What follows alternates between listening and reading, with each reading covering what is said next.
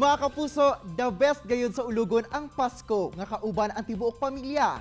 Apan, unsa kaha pamaagi sa mga overseas Filipino workers kun OFW sa pagsaulog sa Pasko nga layo sa ilang kabanay.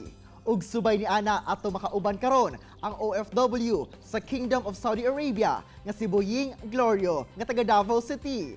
Sir Boying, maayong buntag, Merry Christmas! Og dayon sa At Home with GMA Regional TV. Kamusta dira, sir? Mayong buntag mga kapuso, greet po ako Merry Christmas ang tanan sa mga kabanay, pamilya especially po sa akong asawa na si Mary Giselle, sa akong anak si Kobe, o sa akong mga kaparintihan diya. Mayong buntag o mayong Pasko sa tuwang tanan. Sir Boying, unang-una, pila na ba nga katuig nga nagtrabaho dinha sa Saudi ug unsa po ang imong trabaho, sir? Next year, mag-lima katuig na ko. At the same time, isa ko ka bus driver diri sa isa ka company diri sa Saudi Arabia. Sir, kamusta ba ang dagan sa panginabuhian dinha sa Saudi? Praise God, pero okay pa yan po. Makabuhi po sa pamilya. At least makaluwas-luwas sa kapobrehon. Sir, unsa ba ang nag-push sa imuha nga manimpalad abroad ug paunsa ba nakatabang ang imuhang pagtrabaho dinha sa imuhang pamilya dinhi sa Pilipinas? Which is dati mo ang trabaho na ako is always lang permitting ng contractual. And after contractual, change po na yung trabaho until maurot na lang akong edad, di na ako madawat sa isa ka company. Kaya na ay may age limit ang Pilipinas. Actually, dako yun siyang diferensya. No? Lahi yun ang rate dito sa Saudi, lahi po ang rate sa Pilipinas. Ikumpara na ko sa provincial rate. So, dako siyang diferensya. At the same time, makabuhi yun. Makatawagan na, makapaayo patag gamay balay. Sir, sa 5 ka tuig, unsa ba ang challenges nga imong gikaatubang isip OFW? Ubay-ubay, no? Ang pag-challenge una dire. Siguro sa ilang culture dire, una, ikaduha, ilang mga rules kailangan mo i-follow. Ang relationship sa pamilya, siyempre, layo man mi. Ang kamingaw, more na gini kalaban na mo dire. But we are blessed siguro kay na may net, makastream gapon na mong kuan, ang pamilya, ang anak, asawa. Although ang siguro ang di lang siguro something negative side sa pag-abroad. Siguro kada lang kuan, layo gyud ka sa pamilya. Ang kamingaw man gyud di kabayran. And speaking of layo sa pamilya, kanus ba ka, sir, last nga nakauli dinhi sa Pilipinas? Early 2018, kanang Christmas na ako diri sa Saudi Arabia, wag ito ko kauli sa Pilipinas. Sir, sa matag Pasko, unsa ba ang pamaagi dinha aron i-celebrate gihapon ang Pasko bisan layo sa imuhang pamilya? Minsan kami mga kakwarto lang namo diri, mag-celebrate po ng Christmas, magluto-luto, para to celebrate lang ng Christmas. Pero the last time mga Christmas, usually naka-duty ko. Lang, katakanta sa bus. Merry Christmas. Merry Christmas to myself. Itawag sa pamilya.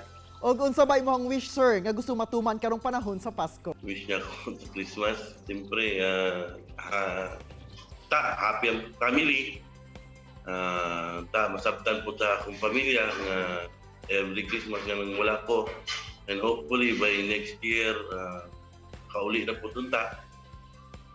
And siguro, pinaka best wishes na ako sa kong sarili is maka-for good ako sa Pilipinas with my family. Og karong buntaga, i-grant na mo ang imong wish nga makauban ang espesyal nga mga tao sa imong kinabuhi virtually. Ani ay imong misis nga si Mary Giselle ug ang anak nga si Kobe. Hello! Hi, Papa! Uy! Surprise!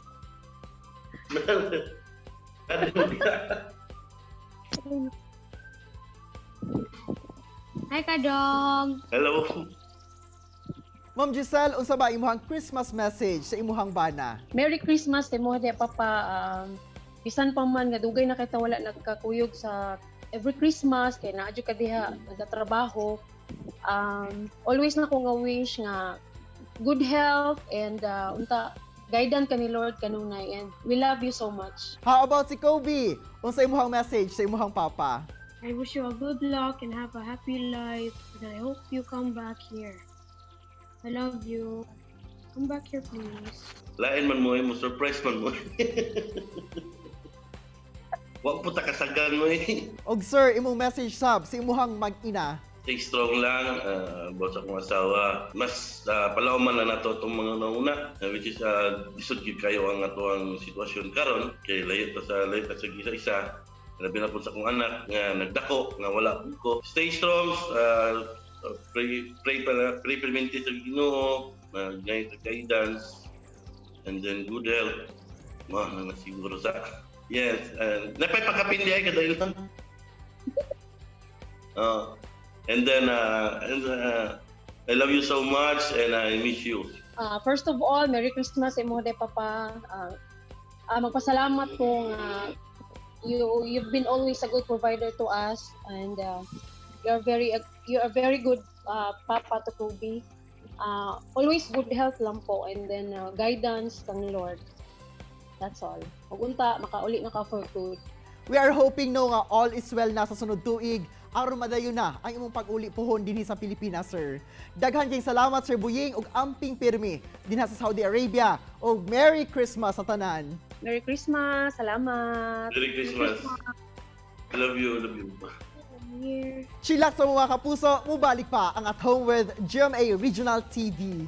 Kini ang At Home with GMA Regional TV.